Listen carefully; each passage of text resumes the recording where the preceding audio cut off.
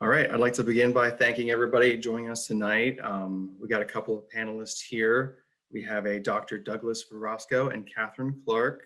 They're going to be answering some live questions from everybody in the community, and we have some questions from sent to us a little bit before here that we have ready as well. Dr. Douglas Virostko has been a board-certified family physician practicing in Coshocton since 1993. He graduated from The Ohio State University with a degree in zoology, as well as receiving his MD there. He received further postgraduate training at the Hassler Center for Family Medicine in Cleveland. He served in the Medical Corps of the Ohio Army National Guard. He is currently on staff at Coshocton Regional Medical Center. He's the medical director for the county health department, and he also serves as the Coshocton County Coroner. So welcome you, Dr. Douglas Virostko. Thank you very much. And Katherine Clark was hired as a state-tested nursing aide in 2004 to 2008 for the Coshocton City Home Health Agency. She obtained her associate's degree in nursing at COTC. She then began work as a public health nurse for Coshocton City Health Department in 2010. During that time, she attained her Bachelor of Science in Nursing at the Ohio University. In 2018, she was appointed Director of Nursing, Deputy Health Commissioner for Coshocton City Health Department. And welcome, Katherine. Thank you.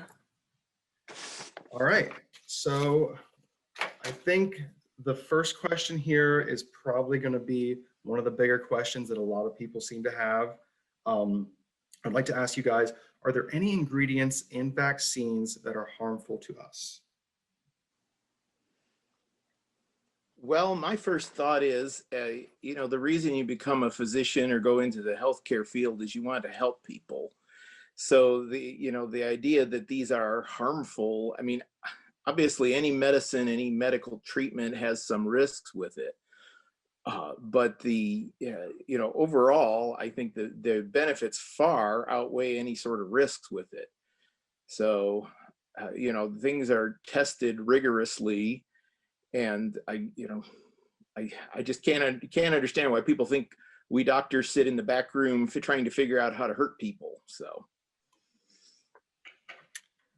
All right. That's a very good point. And I guess the other questions to ask about this are more relevant to the vaccine itself, such as, is there only one answer to whether someone should take the vaccination, or are there pre-existing conditions that qualify going into this? If somebody has some problem beforehand, should they not take the vaccine? I mean, my thought is that the people who have pre-existing medical conditions, say diabetes or heart trouble or immune suppression, they're at the highest risk for severe illness and death. So, I know I get phone messages like this at my practice frequently, people saying, should I have whatever condition, should I get the shot? I'm like, yeah, you probably need it more than a high school athlete. If you get sick, you're much more likely to end up in the hospital or, God forbid, dead. So, yeah, I definitely agree with Dr. Virostko. Yeah, the people that are, do have pre-existing conditions are the ones that really need to get the shot. Yeah. I just had a question coming in from the chat. They were wondering about interactions with Botox. They received injections for hemifacial spasms. Is this vaccine in any way going to harm that? Well, on our screening questionnaire, we do ask, have you had any allergic reactions to any other vaccinations or medications? And we kind of review that history. I guess I haven't had somebody who's had Botox and had, spasms related to that. We would probably say, as long as you haven't had a bad reaction to a vaccine in the past, we would recommend that you get the vaccine now. Yeah, I don't, I use Botox in my practice for treating people with severe migraines, and I don't see any reason why that would interfere with it. I mean, it is kind of an amazing drug. It's been used for so many different conditions, but it binds locally to the tissues, so I can't see how a vaccine would interfere with it. I don't see a mechanism for that, but the only dumb question is one you don't ask. So. Okay. This vaccine, I believe I know, it doesn't actually contain any of the virus. Is there other ways that it differs from previous vaccines? Well, when I first heard about this in development last summer, and they said this is a messenger RNA vaccine, I thought, why the hell would they do that? Because, most vaccines that traditionally are killed or weakened forms of a virus or bacteria or components thereof. The more modern ones are often genetically engineered ones, but usually they're proteins that are components of these bacteria or viruses, and your body responds to those proteins and makes antibodies against that. So I thought, what the heck is this with this mRNA? Well, part of it is that it's a newer technology that's been developed for fighting some of these more ominous diseases that have come out, like Ebola and Zika and whatnot. But that's one of the reasons why it was able to be developed so quickly. Normally, the process of certifying a vaccine, when you get this protein product that is the vaccine, and then you have to manufacture the protein, you have to certify all the steps. So it's a long and tedious process to go through.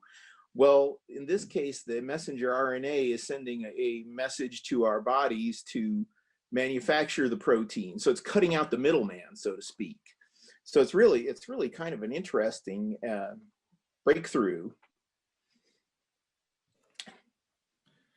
Yeah, that actually leads into another question, which it's going to be hard for you to answer because it seems to be hard for a lot of people to answer. But should we be concerned about the expeditedness of this vaccine, since most vaccines take up to a decade to create? This, we did in a matter of mere months.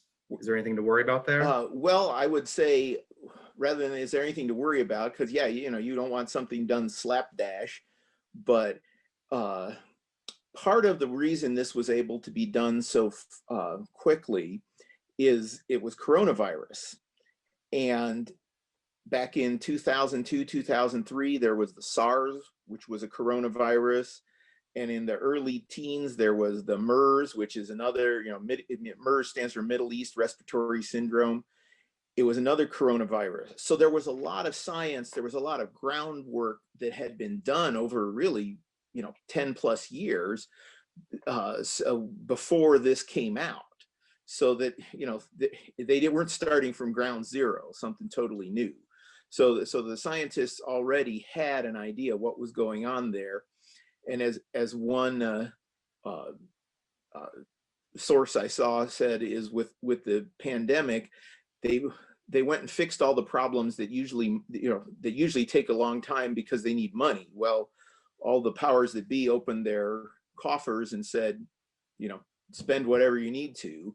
And so that's one of the reasons why it's got done so quickly, that instead of research and development and testing and then manufacturing, everything was done simultaneously. I suppose at very great risk. If it failed, somebody was going to lose a lot of money, but that's why one of the reasons why it was done so quickly, because they used a lot of money to get through the stages quickly and simultaneously, and also a lot of scientific groundwork had been done because of other coronavirus infections. Okay. Well, like you addressed in the first question, really, I mean, there's going to be risk with everything that you do. That's just how we evolve. Are there any potential side effects to this vaccine in particular that we should know about? Katherine, you want to take that since you're... Yeah, I don't think there's anything particularly different. I mean, vaccines stimulate your immune system to respond. So, and when that happens, you have feelings of being tired, fatigued. Sometimes there's fever, body aches, chills, but usually those effects only should last a day or two. And then obviously at the site where we give you the shot, it could be red, swollen, warm, and that's all normal for 1 to 2 days. And that is what we have been, people have been calling and letting us know side effects they've been having, and that's been the majority of it. Nothing significant that I would point out that is out of the ordinary. So. I always feel like when people have those symptoms, you know, the sore arm and the achiness and whatever from after a vaccine, I mean, that means it's working. It's in your system and your immune system's responding to it. I mean, it's not fun. I had my second dose last Wednesday, and Thursday I felt kind of achy everywhere and just, you know, didn't feel great, but by Friday I was back to feeling pretty normal. So, I mean, I'd take that much over ending up in the hospital or the ICU. So. Right. Yeah. And the consistent responses I've gotten is it usually only lasts 1 or 2 days, the discomfort. And I got my second dose today. I'm feeling fine so far. I do have a sore arm, but it's the next day. That's when it hits you.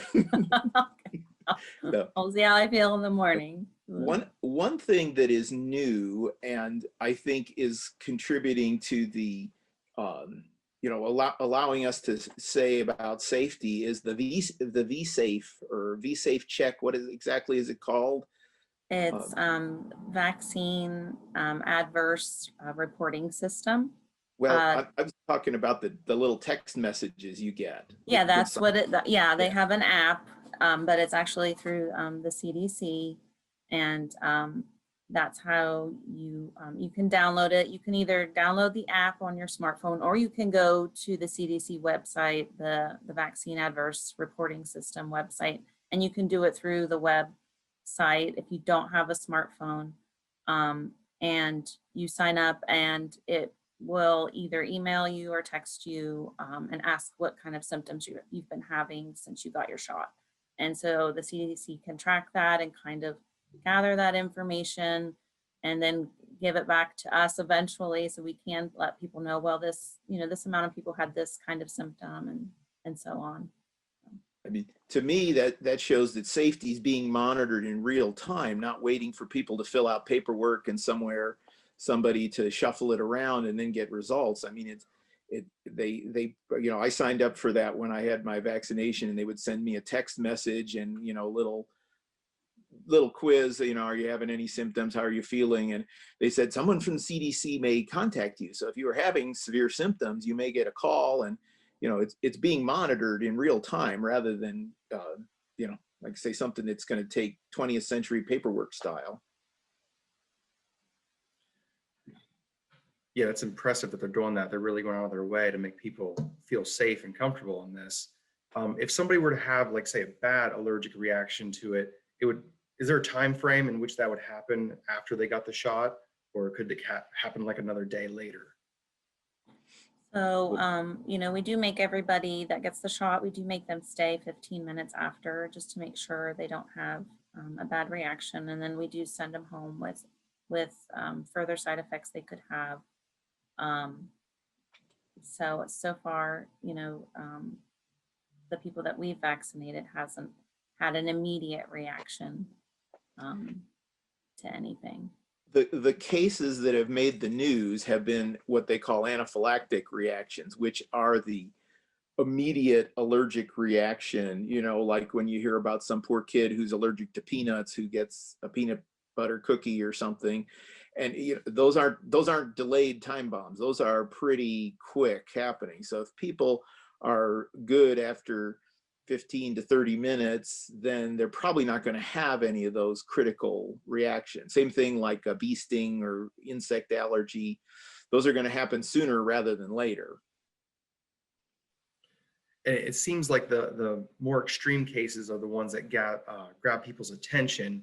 Does the website itself keep numbers for these extreme cases to kind of calm people if they want to know how often it happens?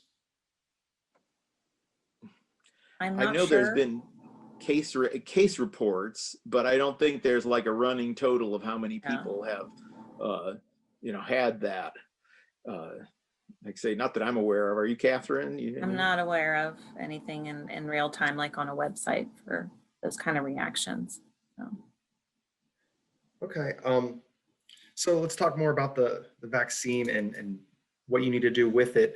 So is this a vaccine that people will have to receive yearly? Is there a time frame how long this particular vaccine will last once you get it? I guess the bottom line is it's all new and we don't know. I mean, really, as you know, it's been administered. Last summer were the first experimental doses, so you know we'd have less than 12 months to see if people's immunity remains. I mean, we're always hopeful that it's going to be longer lasting, but we're not going to know until time passes. Yes. Okay. So one thing with this vaccine, a lot of people, you hear Pfizer, you hear Moderna, AstraZeneca. Well, can you explain the differences between these types of vaccines, and is one recommended over another one? Is there a preference? I don't think there's a preference. I know that there's, they're pretty fragile, the vaccines, so they have to be stored and monitored very closely to make sure that it's a good vaccine to give. It's temperature sensitive, and it's, once you open a vial, the vaccine is only good enough to give for the next 6 hours. Our area or our county has been receiving Moderna vaccine. And we just kind of take what we're getting as the state gives it out at this point. Yeah, Dr. I don't think it Virostko. would, that there would, I don't see any compelling evidence that would make me go vaccine shopping to say, well, I want to go get this one rather than that one. I mean, like there's still a number under development, and they're, I just saw recently that Merck, the pharmaceutical company, shut down theirs because their development it wasn't working. So, they're, as I say, right now, these ones have pretty impressive numbers from their fairly large studies. I believe it was 30,000 people in each group, the vaccine versus placebo. So that's a pretty powerful study. Would either of you happen to know how many vaccines Coshocton County has or is getting soon? I'm trying We to seem to get a think. few hundred. We seem to get a few hundred doses a week for each, each jurisdiction. So, Yeah, that I would agree with that. Yeah, each health department gets a few hundred every week. So I just heard Muskingum Valley is supposed to get 300 doses this week, and they got Pfizer last time. So I would assume they'd probably be still getting Pfizer, but it may be just whatever they send to you, and our duty is to get it into arms as fast as possible. Are you able to take like the first dose of the Pfizer and the second dose of the Moderna? Does that matter? They're not considered interchangeable, not because there's some kind of horrible reaction, but it's just not been studied. That's the thing. All these things that sound very commonsensical, that you would say, well, why don't we just do that? It's like, no, to do it, it has to be rigorously studied and approved by regulators. So yeah, you can't just say, well, yeah, we'll just switch off. Do we know it's going to be bad? No, but it's not been studied, so we can't say that it's going to work. So a little bit ago, you were talking about a company that was producing a vaccine that shut down. Somebody was wondering if you could elaborate a little bit more on that. Like, well, it wasn't that they were, well, I guess maybe it was the Merck pharmaceutical company, MERCK. They had a COVID vaccine under development, and I read that they stopped the development because it looks like whatever technology they were developing wasn't working. So at that point, they just decided to shut down the program, not because of, adverse reactions, but ineffectiveness. Futility is one of the things. So, and I guess with so many other candidates coming on the market, if your candidate's not going well, you might as well write off your loss in development and keep spending good money after bad. So, you said like we get, a few hundred every week. So as of right now, I believe we're still in the 80 and above age group. Is that correct? Catherine, Yeah, this week it's 75 years old and up, and then people that are developmentally disabled and have a listed medical condition. I don't have, it's actually quite an extensive list. I don't have it in front of me, but that's the population we're supposed to be vaccinating this week. Okay. Is there a place that the people can go to check to see kind of when it's their turn in line? Well, we have the website locally. It's www.coshoctoncounty.net /COVID. And there is where we post who are vaccinating and when you can call to make an appointment. And there's also other sites listed on there that are giving the COVID vaccination, like Muskingum Valley Health Centers, Coshocton Hospital, Family Physicians Clinic. I believe those are the only 3 at this time, other than the health departments that are giving out the vaccines. And then if anybody follows Facebook, the hospital, both health departments, and Muskingum Valley, we all have Facebook pages, and we post that information on there as well. Is this something that you have to be a part of the town to do? Or could somebody from here, if there was not enough vaccines in Coshocton, could they call and make an appointment in Zanesville and go get a vaccine there? Or is it localized for you? As far as I know, we're not discriminating against if you're coming from Muskingum County to Coshocton to get the shot and vice versa. We're not screening for addresses at this point.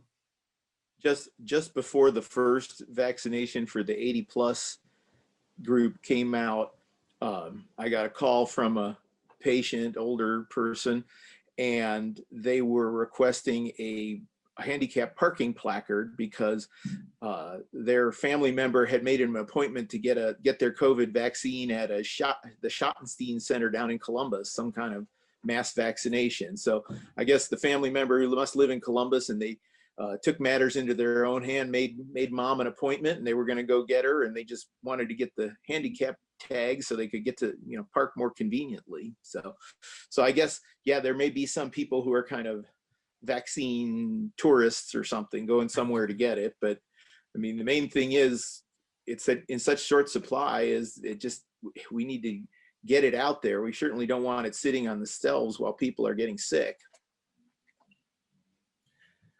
Now, this vaccine, for the layman, maybe you could help us figure this out. Is this something that's going to be like an inoculation for children in the future? Or is this something where if this group of people get the vaccine now and it dies off, we won't have to worry about in the future?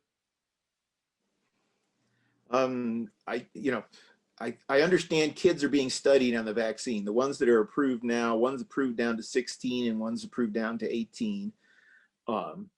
Kids are being studied, but it's anybody's guess whether it's going to become a routine thing, because, well, I think we're going to be living with some degree of COVID indefinitely. I don't think we're going to be able to stamp it out like we did smallpox, because it's going to be circulating. But the key is to get enough people vaccinated so that we don't have a lot of illness and it doesn't keep propagating. Okay. I know, Catherine, you spoke about the website.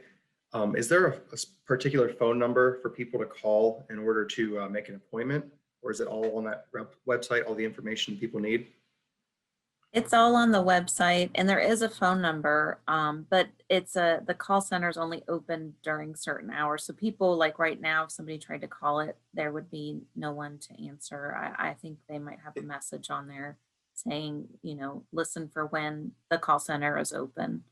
Pretty much, aren't they just open when there's vaccine available, and once all the Yes. slots are booked, they disconnect because we can't, I don't think it's logistically possible to keep thousands of people on a wait list or something. So Yes, that's correct. That's actually a question we've been receiving at the library, is that people have been calling the number and then they're not getting anybody to answer. And so that answers another question we had as well. right. I say is when we know how many doses we have this week and which groups are open to, then the number's activated and it starts ringing off the hook. And once we have all the slots booked, they do book a little bit of standby funds for people in case someone doesn't show, so we don't take the risk of having vaccine go to waste. Isn't that right, Catherine? Yes, yeah, we do. We try to have a backup list of people that didn't get that appointment. We try to keep to that age group. And so we kind of tell them, some random number may be calling you, please pick it up. We might have an extra dose for you. So. Okay. And real fast, for everybody in the chat, I'm going to read off the phone number in case you don't have access to a computer. The phone number is 740-622-2611. And like they were saying, if you call right now, you're not going to get anybody. So call tomorrow during the daytime hours. And if somebody answers, there's a chance you can get your appointment scheduled. I think the radio station also is an excellent source of information, since they're moving in real time so much that they can, announce it on the radio. So keep the ear peeled to our local station. So. Okay, so we had a couple more questions coming in about, I guess, COVID and its relationship to the vaccine. A lot of people are wondering if you can still get COVID-19 even if you get the vaccine.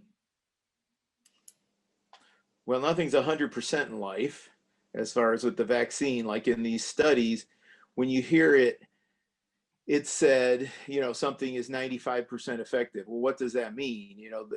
The way the studies worked is large numbers of people were randomized to either receive the vaccine or a placebo, and they didn't know, of course, that neither the people administering it nor the people receiving it knew what they were getting. It was all coded. And then if anybody who had the vaccine, or who was in the trial got sick, they were reported. And then as time went on, they looked at the code, and that's why you're 95% less likely to get the illness if you received the real vaccine compared to the people who got the placebo. So yes, can you get it? Well, nothing takes 100%, but yeah, it definitely, markedly reduced the risk. Yeah. And so a lot of people are wondering if they have recently been diagnosed with COVID, say in the last few months, or if they think they had COVID last year, but they never got tested, would they still need to get the vaccine? Yes, we would still recommend they get the vaccine. Obviously, if they've had COVID, we don't want them coming when they're still sick with symptoms with COVID. We want them to wait their 10 days.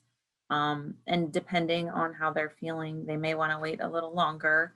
We have had several people call in and let us know that they had COVID and then they got the shot and they were pretty sick for 2 days. Where they couldn't go to work or go to school, they had to stay home because they were not feeling well at all. So it seems like the vaccine does affect those that have had COVID in the past a little bit more than just us, the other people that haven't had COVID. I will have to echo that because I had a couple of colleagues who are in the medical field who got sick with COVID in the fall, and when they got their shots, they said, boy, it was like getting it back for a day, but just for a day. And one of them was sick enough to land in the hospital. So definitely was a difference. And from the point of view, it's like, when this first started, my thought was, if I get this, I hope I get it, and then I'll be immune. I won't have to worry about it. Well, apparently that doesn't work that way, because I have seen patients who had documented positive COVID in the spring, and this fall they had another case, milder, but they still were sick enough to get swabbed and were positive. So it's not like, say, chickenpox or measles or something where you should just get it once and you're immune for life. So apparently it's not working that way. Can agree to that. That's the health department. We call all of our positive cases, and we have had several people that have been reinfected. Some people that were infected in March and then have been reinfected recently. So it is possible to get it more than once. Now, is the vaccine covered by insurance or most insurances? And if it's not covered by insurance, what is the typical price for the vaccine? So at this time, the health departments are giving the vaccine for free. There's no charge and we're not billing any insurance. We're just trying to get it into people's arms at this time. That could change, as time goes on. And, maybe we have a lot more people vaccinated. We could maybe look at billing, but at this time it's free. I was going to say the federal government spent billions developing this, so we've kind of already paid for it one way or another. So yeah. So on the administration side, it's no out-of-pocket cost. If you look at it as a societal budget, it's a lot cheaper to give millions of people vaccinations than have thousands in the hospital. So I guess that's the economic logic of it. So We had somebody in chat curious as to where they could go to get an antibody test to determine if they've had COVID in the past. Your physician can order that. I've done it for patients. I haven't been impressed that it's that helpful. One way to get it for free is I give regularly at the Red Cross, and the Red Cross since late in fall has been saying everybody who gives blood, their blood is going to be tested for COVID antibodies, and they'll call you if they do, because if you have antibodies, you may be a candidate for a plasma donor. I have known people who had COVID and antibodies, and then they're actually making some nice extra money. They're going to one of these places where they were paying them weekly to donate their plasma for treating people who were ill with COVID. So, and then this is one of the things about COVID, lasting immunity. This one young lady, she was going regularly donating plasma, and then one time they called her and said, "Don't come back, your antibody counts have dropped." So that would be a free way to get it. Give blood at the Red Cross and they'll see if you've got any. So but it is in the medical order system at the the hospitals and stuff. You can put in an order for a COVID antibody test. But like I say, I haven't seen too much. Yeah, well, everything's new and under development. Maybe it's getting better, but I haven't found it very helpful. I had one guy who had positive PCR swabs several times, and we got an antibody. He was otherwise had no symptoms, and he wanted to go back to work. But this was early on when we didn't really know what was going on. It's like, well, you're still positive, you can't go. And then the antibody test came out and said, okay, we'll check you, and if you have antibodies, we'll say you're immune and you can go back to work. So he didn't have antibodies, even though he had been sick, or well, not sick, he'd been positive for weeks. So whether, is it a test problem? Is it, like I say, it's all under flux. So. A lot of talk lately has been the different strains of the coronavirus, the UK variant and such. A lot of people are wondering, actually, I believe it just came out recently that the Pfizer and the Moderna are both good for that specific variant. But what about all these possible new variants coming out and the vaccines and their use against those?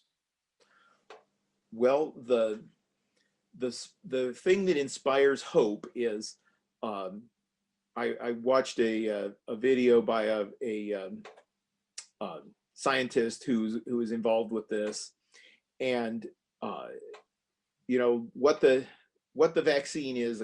These current two are the messenger RNA, and I have my little visual aids I brought here. I don't know if this will show up here, but when I was going to Ohio State taking biology, they called this the central dogma of biology, about DNA makes messenger RNA, which then tells the cells to manufacture these proteins.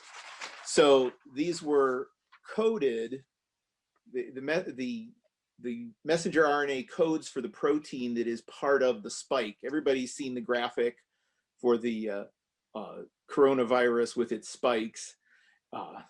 So that those spikes are the spot that bind to the receptors on the human cell and allow it to enter the cell.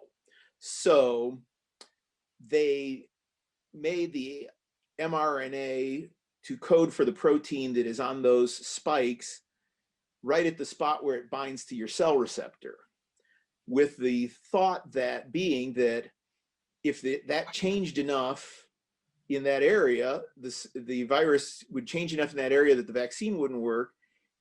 It would also change its ability to bind to your cells, and it would lose its effectiveness. So it's a more specific target that, like say, the older vaccines they grew, like the flu vaccines we've used since the 1950s. They take the virus, they grow it in an egg, and then they extract the virus and kill it, and they give you the proteins, and your body responds to those proteins. But if those change between the time they start the manufacturing process and mutate, but by the time the flu is going around, that's one of the reasons the flu vaccine is not so terribly effective. So I guess the hope is that because they targeted that area right where it binds to your cells, if the virus was to mutate in that area, it would mutate itself out of ability to reproduce. Was that a long and convoluted answer? It's a very good answer, though. Yeah, very good. So, and if anybody doesn't know what the spikes look like, I wore my COVID necktie. So there they are. So.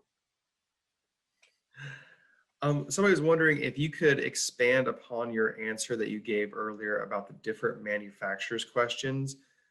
They were asking that they said both doses should be from the same company, and they wanted to know which one that the health department is currently receiving at the moment. So we're currently receiving Moderna, and we hope it stays that way. But I know other health departments, and like Dr. Virostko said, Muskingum Valley, they've received Pfizer. So I think for our state, from what I've read through our emails and stuff, it's been Moderna and Pfizer is what we've been receiving. So and tell them why we want to keep receiving Moderna. Because Moderna is a lot easier to store.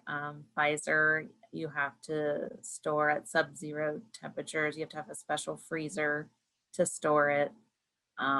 There's just a lot more to taking care of the Pfizer vaccine versus Moderna. And Moderna, you just put in the freezer, and when you're ready to use it, you defrost it in the fridge and get it to room temperature and put it in someone's arm. So from our point of view in the medical field, it's a lot easier to deal with than 70 degrees below zero, packed in dry ice, special gloves, and I'm glad I don't have to deal with that. So yeah. Well, a lot of people have talked going around about the second dose of their vaccine being harder to get and being a little delayed. They were wondering, like, how long in between doses can you go before it's not effective anymore? Well, the recommendation is 28 days between each dose. So I just saw a new information that came out that they are saying it's okay to go up to 6 weeks between doses. At least that's what they're recommending. okay. Now, this is as a general rule. I was trained with vaccines that intervals between doses are minimums. They're not anything magical. I've seen people come in and they've had 5 or 6 doses of a 3-shot series. I'm like, why'd you have that? And they said I didn't get it. I had to start over. And I'm like, well, somebody tells you that, get out the door, because they don't know what they're talking about, because those are minimums. But once again, because this is a new thing, it hasn't been studied for, if it's only been approved for 2 months, maybe anywhere in the world. So that, we don't know for sure. The thought is it shouldn't be that harmful, but, you're going to be fading immunity. I guess one of the things that is important, like I say, with these all of your vaccines are usually a series of multiple doses. And the thought is, say, 90% of people respond to the first dose. So of the 10% that remain, 90% respond to the second dose. So then of the 10% of that, so it's 10% of 10% of 10% by the time you get to the third dose. So pretty much that's almost everybody. So that's the thought with the spacing of it. There's nothing magical about it, but that's just what's been studied.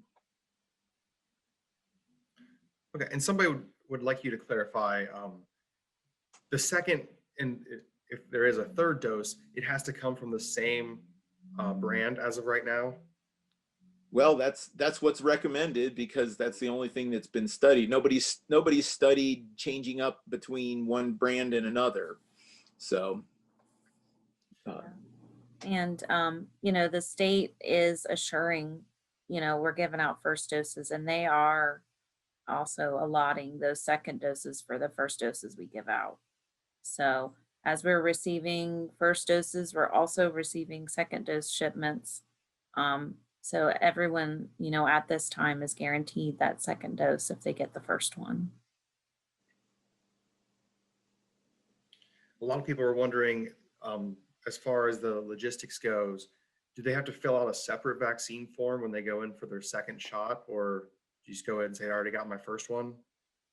Yes, they need to fill out another vaccine form because we need their signature, their consent to give them that shot again that day. So. It's not And too don't forget- bad. It's I was gonna just say, a don't forget one-page your thing. vaccine card either. We give you a card, and we really would like you to bring it back so we can have both doses on there for you to take with you.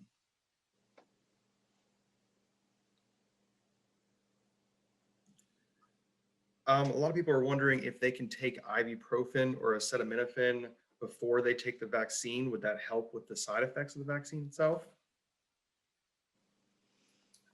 I mean, I don't see it. It won't make your vaccine less effective, and as long as you can tolerate those medication, I don't think there's any harm to doing it. I know when I felt crummy last Thursday after my second dose, I took some ibuprofen and Tylenol, and did seem to help. So I know for many years parents would give kids a dose of Tylenol or something before bringing them to the doctor's office before their routine vaccinations. And whether, I don't know who it was making feel better, the kid or the parent or the doctor or somebody. So, but I don't see there's any harm in it. So certainly the way ibuprofen, especially those anti-inflammatories like ibuprofen work, is they're blocking some of the immune system chemicals that are released when you're having an inflammatory response. That's why they bring your fever down. That's why they make your sore muscles feel better, your twisted ankle, make you feel better when you've got the flu or something. So now that made me think of something. If somebody gets COVID, there have been some evidence that aggressively lowering your temperature will make may be negative as far as for the course of the COVID. In other words, makes you get sicker, because I've always said this for years. God's not stupid. You get fever for a reason. It's part of your inflammatory response, and there's studies where when the body temperature reaches that elevated level, different immune system proteins are activated. So, I've always told, I've done a fair amount of pediatrics in my career, and I've told parents, you don't feel like you have to break a fever. So it doesn't make the kid better. All it shows is that Tylenol or ibuprofen lowers fever. Now, if the kid is crying, screaming, can't sleep, won't eat, but by all means, give them something to relieve it. But don't feel like you got to check the temperature every 4 hours, and if it goes up, give them a dose of medication. And that there may be true with COVID, is your body's trying to fight it. Don't interfere with the immune response. So if you can tough it out and not, skip that. If you're ill with the COVID, then yeah, do it. I know Katherine has a heart out right now. I would like to thank her very much for doing this. We still have a few more questions for Dr. Virostko, but I really wanted to show my appreciation to her before she goes. So thank you, Katherine. Yes, thanks for having me. And thanks for everything you're doing in this pandemic. Yeah, Yes, thank you. absolutely. Thank I'm you. glad to be out there helping. So, all right, good night. All right, have a good one. All right, Dr. Virostko, somebody was curious, and maybe you addressed this when you were talking about the first and second doses. They're chemically, they're the identical, is that correct? The first and second doses, Yeah. yes, they are the same. They are the same medicine. You know, it's not like there's formula A and formula B. No, they're the same medicine. That's how the vaccines have been. You're getting another dose of the same substance with the idea that activates your immune system to strengthen that immunological memory of whatever you're being exposed to. So is 2 doses just kind of the number thrown out there now because it's hard to get the vaccine, and that'll be the amount that can kind of help the best, but like in the future, we might need a 3rd and a 4th dose to really That would be figure it out? speculation, but I was gonna say is, you know, usually, well, for example, a few years ago, we started having a hepatitis A outbreak in Ohio, and there is a vaccine for hepatitis A. So, I went and my wife dragged me by my ear and down there, and we got our Hep A shots, and then 6 months later, you get another Hep A shot, same vaccine, second dose, and then your series is done because the studies have shown that produces immunity. So you don't need to have boosters or something. Other diseases. Let me see, well, for example, the tetanus, pertussis, diphtheria vaccine. The usual tetanus shot also has those other diseases in it, and those you're supposed to get every 10 years because especially for the pertussis, your immunity to that fades. So you need a booster every 10 years. So I guess time will tell. I mean, right, we have 2 doses now because that's the way they've studied it, with the idea 2 doses 4 weeks apart are really hitting the immune system to really respond to that. And then it's going to be down the road, we'll see what happens. What's going to be studied, what we're going to find.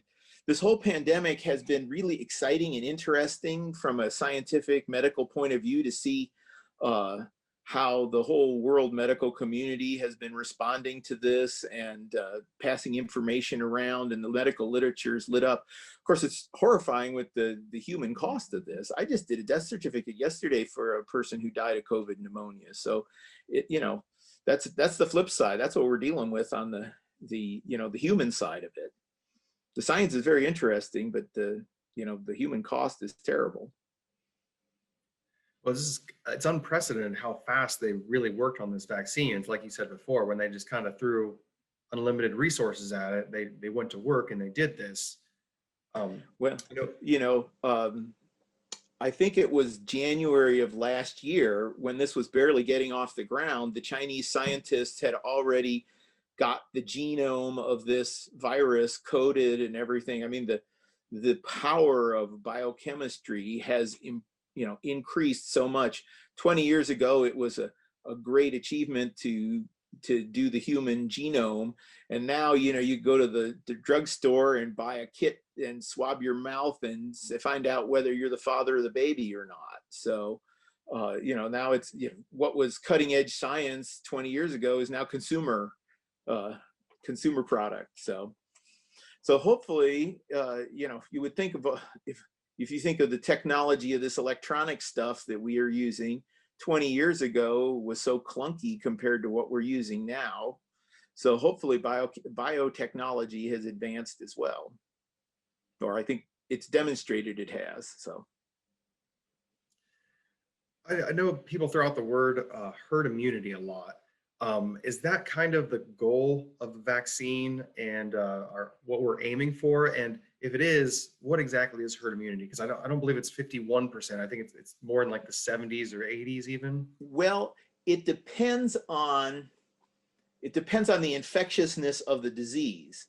So if a disease is highly infectious, like measles, I guess measles is like the most infectious respiratory virus, and to keep outbreaks from propagating, you have to have like 95% of people immune, because it's so, like I say, it propagates so easily. So COVID is not quite that efficient. I don't know, maybe it's going to change with these variants, but I've heard it said, like, if we can get 75 to 80% of people immune, then there'll be relatively few susceptibles around, so that the chain will be broken.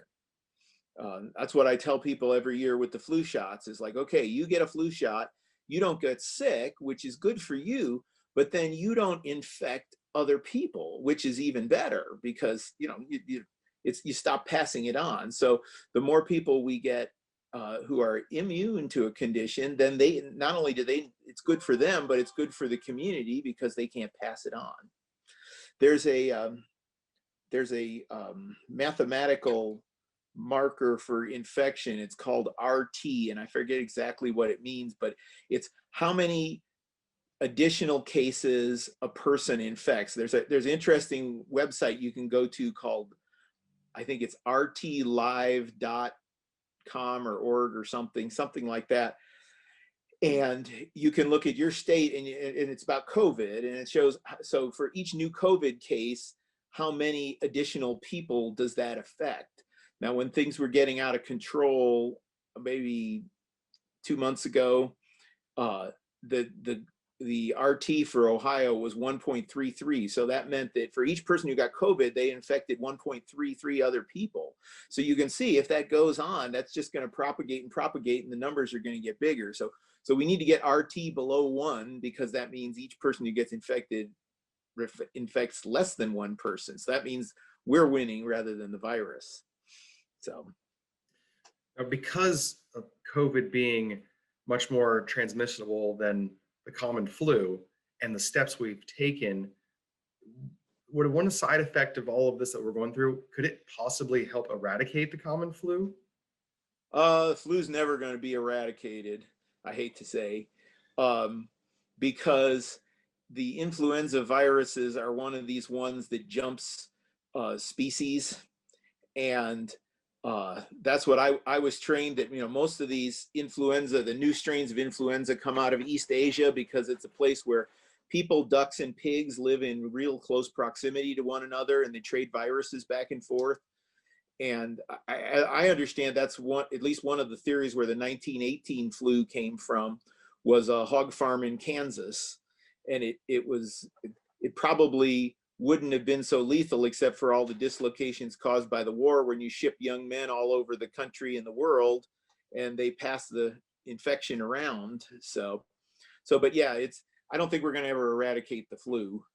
Now, I have heard that there are better flu vaccines under development, because now you have to get one every year because the strains are changing and mutating. There are ones under development where they're going for a different part of the viral particle, kind of like what I talked about with the spike protein for the COVID, is they're aiming at a part of the virus that doesn't change all the time. So you should be able to get, if this works, one flu shot and you're good. So that would maybe not eradicate the flu, but it would decrease the burden of illness. So I did kind of think what you were saying about the with everybody wearing masks, or hopefully wearing masks, and washing their hands, and the plexiglass up at the clerk station at the store. I'm hoping we'd have less respiratory infections, because the colds and whatnot spread that way, droplets and whatnot. So, Well, speaking of those precautions, is there an idea of like masks not going to have to be worn after we all get our vaccines, or are masks going to be part of kind of our daily life going forward? Well, I actually had a write-up on this. That was a nice softball question here, because this is a fine point I didn't really understand until I saw a speaker talking about it. It's like, okay, we've got a vaccine and it reduces disease. Disease is when the microorganism gets into your body and makes you sick. So we know that the vaccine reduces that. It's successful with that. But we don't know whether it reduces infection. And when the guy said, wait a minute, infection, disease, aren't they? No, they're not. The thought is, okay, you've got enough immunity so you don't get ill.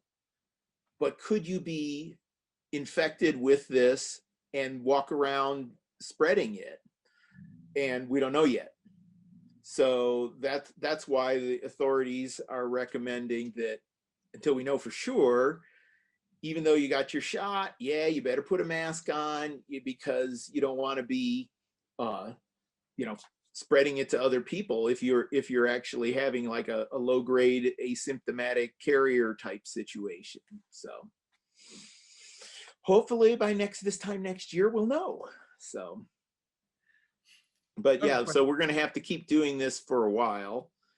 I mean, I know I've seen for years like pictures of Asian countries, Japan, whatever, and you see a number of people walking around on the streets wearing a mask. I'm like, what the heck is this? This air pollution or something? But as I understand it, in those cultures, it's been the custom for a while. If you've got the sniffles, you put a mask on. So, that's just considered good manners. And I'm like, well, maybe that's something we ought to look at. Not if we don't have to be universally, but how many times have we all dragged ourselves to work with the cold and the sniffles and everything? And, number one, we probably shouldn't have done that. But if we do, you should wear a mask. So. Yeah, the cultural differences show in the way that America's handled this whole crisis compared to Korea or Japan. And we can take an example of some of that stuff and learn from it. Yeah. Somebody was wondering to know can you take the flu vaccine and the COVID vaccine next to each other or near each other, or is there a certain time frame in which right now, the official recommendation is 2 weeks between, either 2 weeks before or after your COVID vaccine. So I think the main reason for that is if you were to have a reaction, we don't want to muddy the waters and know, which one did it. So like I say, that's the official recommendation now. It's like if you're going to get your flu shot, or get it now, and because you probably won't be able to get your COVID shot for a couple weeks at least. If you got an appointment next week, hold off on your flu shot until 2 weeks thereafter. So. Okay, I'm going to let everybody that's in here think if they want to ask any more questions. I'm going to ask Dr. Virostko one more. Is there specific resources that you could recommend people so they can kind of do their own research if they have more questions after this? Well, the one place I go to all the time for looking stuff up is very easy to remember. It's cdc.gov. And that's the CDC's website, and it's got stuff for medical professionals. It's got stuff for the general public. It's tremendously useful. For example, I'd have a patient come in and they're saying, I'm going to go do a missions trip to Honduras. What do I need? And there's like a section on travel medicine. You can click on it and it'll tell you, going to Honduras, you need this shot, that shot, this malaria medicine. So, it's a great resource. And of course, now a big chunk of it is devoted to COVID. That's where I've gone when I need to know what's the latest treatment guidelines, because they'll print up and like I say, if this is being recorded and people look at it, this is January 26th. So in 2021, it may be different in 3 months or 6 months, but that's where to go. If people want to get on YouTube, there is a medical education channel run by a very knowledgeable guy. He's one of these people who must have boundless energy, because he not only does he work as a full-time ICU physician, he runs this medical education site which professionals can use for continuing education. So it's not just some guy in his basement doing YouTube videos. And it's called medcram.com, MEDCRAM. And some of it gets pretty heavy into the science. But hey, if that's what you want, and he's been doing this, early on in the pandemic was every few days, and now it's spaced out a little more, but he's also had deep dives into vitamin D and zinc. That's where I had heard about these studies about body temperature and fever. Then also he had some virologists on coming talking about the vaccine. So I've found it to be a very, and all his stuff is backed up with medical literature. So it's not just somebody talking out of their hat. So, and I do have been honored to work with a very intelligent and passionate physician assistant who had a, what do they call it, weblog thing.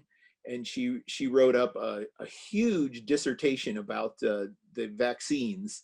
And she has like a master's degree in some sort of immune stuff as part of her training. So she's a hell of a lot smarter than I am about this stuff. But she said she read every single page of the Moderna and the Pfizer protocol. And I believe I sent you the email with that link to her site. And I figured since she's a local practitioner, so I got permission from her to give out that link. So, because she'd like people to read that. So. Yeah, we'll post that up tomorrow on our Facebook page along with this video. You made me think of another question, not necessarily relating to the vaccine, but is vitamin D still one of the best supplements for people to take to kind of help combat coronavirus? I mean, there is evidence that it can be helpful. I mean, there's been say once again, one of these things through this education site, there were some small studies where it was given to sick people in the hospital, but that's kind of closing the barn door in my thought.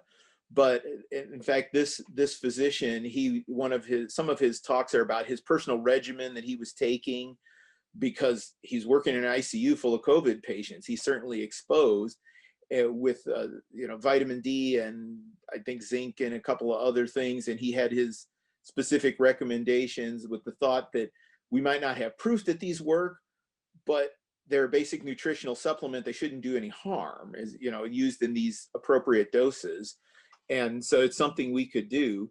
I guess the first interest in that came out of some of these epidemiological studies of in Europe when the Italians and the Spanish got hit pretty hard early on. And yet the Nordic countries had a lower rate of illness and hospitalization. And, of course, natural vitamin D is produced from sunlight exposure to your skin. Well, Spain and Italy have a lot more sunlight than, say, Sweden or Norway or Finland. However, because they have so little sunlight in those northern countries, they routinely supplement all their foods with, routinely supplement foods with vitamin D. So there's a low in that area. There's a much lower rate of vitamin D deficiency than there were in the southern countries, and that that's a correlation. Whether it's really a causation, but a correlation, and certainly getting your vitamin D level in the normal range is a good idea.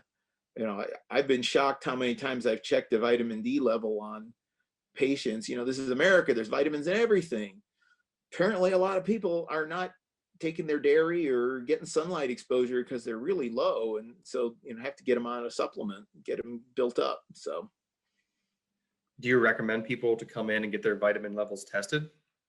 Well, it's certainly something we can check, and it's for your general health, for like say immune health, for your bone health, especially older people. You're worrying about osteoporosis. If vitamin D, one of its biologic functions is to make your body absorb calcium. That's why they put it in the milk products.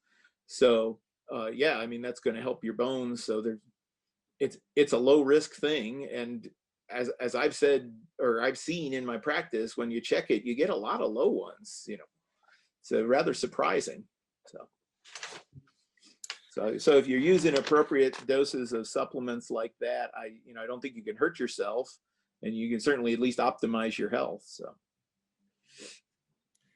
I'd like to advise everybody that's tuned in right now, if you have further questions, we will be posting up those links that he just mentioned tomorrow along with this video, but also to check out the resources available at the library and the library's website. We have digital ones such as the Ohio Web Library, and there you'll find the Science Reference Center, and they'll have up-to-date specific science journal papers published about the COVID vaccine. And I just found one a little bit ago that states that out of the 1.9 million vaccine doses given, there have only been 21 reported cases of severe allergic reaction, and there were no deaths at all, which is it's very low. I know that the media likes to blow that up, but 21 out of 1.9 million, very low, and that's from the CDC. And if you'd like to link to that article as well, you can ask us. It's that link. A little bit more than one in a million or whatever. So, or yeah, 1 in 100,000 or 1.1 something. in a million. Yeah. So So Thank you very much, Dr. Virostko. I really appreciate this, and I think that this helped clear up a lot of questions that people had. I appreciate all the work you're doing, and it's good work for everybody. I always say the nurses are always doing all the hard work. So they're the ones doing the heavy lifting. So, but all right. Well, thank you. Appreciate it. Glad to be of service to the community. So Thank you. And for anybody that's wondering, this video will be posted on the library's Facebook page tomorrow in case you maybe didn't catch the beginning of it or you wanted to hear some more points in a little bit more detail. Thank you again, Dr. Virostko, and thank you for everybody for joining us tonight. you're welcome.